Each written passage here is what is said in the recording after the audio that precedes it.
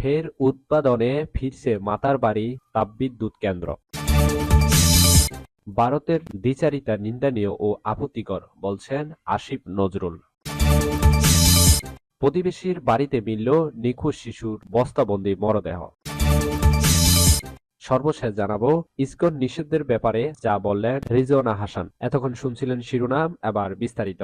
নিয়মিত সংবাদ পেতে চ্যানেলটি সাবস্ক্রাইব করে রাখুন, অবশ্যই পেজটি ফলো দিয়ে রাখবেন। ফের উৎপাদনে ফিরছে মাদারবাড়ির তাপবিদ্যুৎ কেন্দ্র। কয়লা সংকটের কারণে প্রায় 1 মাস বন্ধ থাকার পর আবারও শনিবার থেকে উৎপাদনে যাচ্ছে কক্সবাজারের দ্বীপ উপজেলা মহেশখালীর মাতারবাড়ি তাপবিদ্যুৎ কেন্দ্র।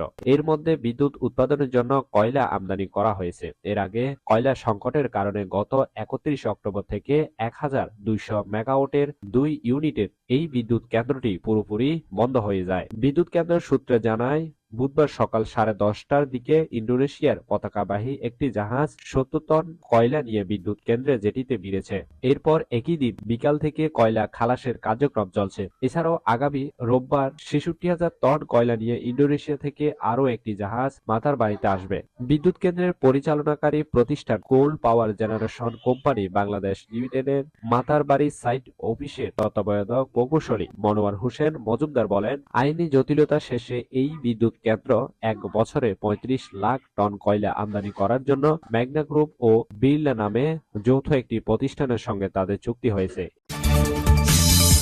ভারতের দ্বিচারিতা নিন্দনীয় ও আপত্তিকর বলছেন আসিফ নজরুল। অন্তর্বর্তীকালীন সরকারের আইন উপদেষ্টা অধ্যাপক আসিফ নজরুল বলছেন, ভারতের নিজের মাটিতে সংখ্যালঘু মুসলিম সম্প্রদায়ের মানুষের উপর অসংখ্য নির্মমতার ঘটনা ঘটে চলছে। সেটা নিয়ে তাদের সংকোচ বা অনুশোচনা নেই। বাংলাদেশের পরিস্থিতিতে ভারত অযাচিত উদ্বেগ প্রকাশ করেছে। ভারতের এই দ্বিচারিতা নিন্দনীয় ও আপত্তিকর।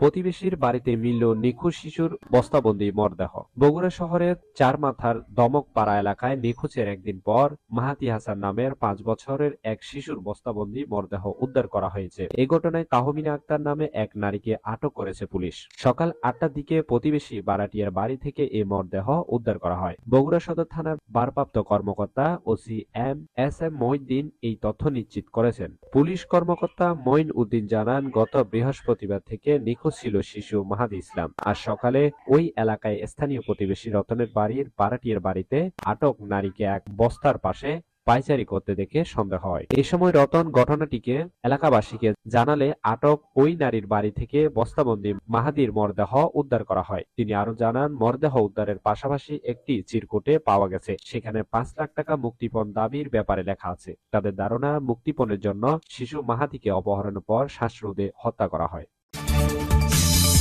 ইসকন নিষিদ্ধের ব্যাপারে যা বললেন রিজওয়ানা হাসান। বিভিন্ন মহল থেকে ইসকন নিষিদ্ধের দাবি উঠলেও এই বিষয়ে সরকারের মধ্যে কোনো আলোচনা হয়নি বলে জানিয়েছেন বন, পরিবেশ ও জলবায়ু উপদেষ্টা সৈয়দা রিজওয়ানা হাসান। উপদেষ্টা পরিষদের বৈঠক শেষে সাংবাদিকদের প্রশ্নের জবাবে তিনি কথা বলেন। রিজওয়ানা হাসান বলেন, কোনো সংস্থা বা সংগঠন নিষিদ্ধের ব্যাপারে আলোচনা হয়নি। ব্যক্তির অপরাধের সঙ্গে সংস্থার অপরাধ আমরা মিলিয়ে ফেলব না। তিনি বলেন, সুনির্দিষ্ট অভিযোগের ভিত্তিতে একজনকে গ্রেপ্তার করা হয়েছে। তার ব্যাপারে আইনি প্রক্রিয়া চলছে। হতেও পারেন অথবা নাও হতে পারেন, এটা আদালত দেখবে। সবকিছু আলোচনার মাধ্যমেই সমাধান হচ্ছে।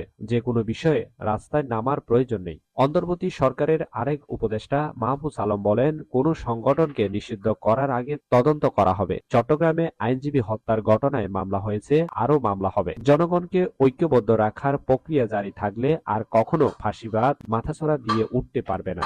এই ছিল এখনকার সংবাদ। নিয়মিত সংবাদ পেতে চ্যানেলটি সাবস্ক্রাইব করে রাখুন। সজীব চৌধুরী, বাংলা নিউজ 24।